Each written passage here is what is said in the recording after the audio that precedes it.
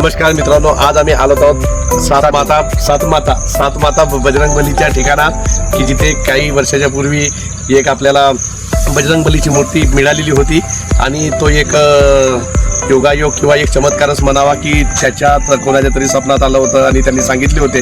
अशी एक त्याच्यामागे खूप मोठी घटना आहे, खूप मोठी स्टोरी आहे. सविस्तर माहिती असतो.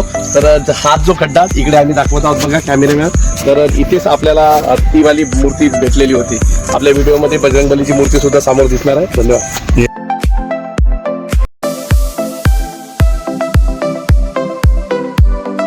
या देवस्थानाविषयीची माहिती आमच्यासोबत लाभलेले संजू भाऊ नागमोती सांगतील अशी मी त्यांना विनंती करतो. मालडवरीला एक मुलगी होती. तिच्या स्वप्नामध्ये नेहमी बजरंगबली जात होता. त्याच्यानंतर तिला असं आढळलं की इथे या जागी बजरंगबली आहेत. लोकांनी खोदकाम केला आणि ते मूर्ती बाहेर काढण्यात आली.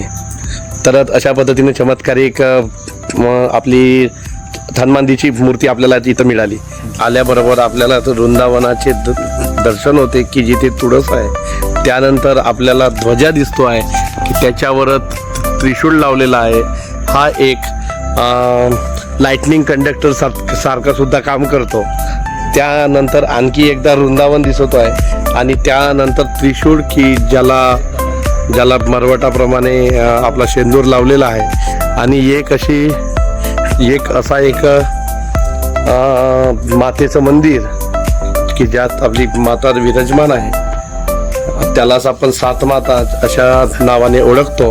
आणि जो मिळालेला जो काही चमत्कारिक बजरंगबलीची मूर्ती आहे, आडवी मूर्ती, झोपलेली मूर्ती म्हणतो आपण त्याला, ती सुद्धा आपल्याला इथं दिसतोय आहे.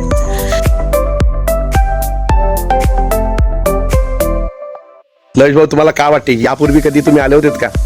नाही, यापूर्वी तर आपण कधी आलो नाही, पण तू ऐकल्या होत्या? पण ऐकलो होतो. आणि तुम्ही सर तुम्ही आले होते याच्या वेळेला कधी? अगोदर आलो होतो. परंतु एवढा असं होतं का? रम्य असं वातावरण आहे आणि खूप छान ठिकाण आहे. याला जर डेव्हलप केलं तर पर्यटक स्थळ होऊ शकतो.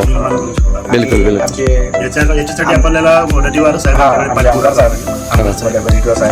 त्यांना एक नम्र विनंती आहे, याला थोडंसं डेव्हलपमेंट करा. तुमच्या निधीतून काहीतरी द्यावं.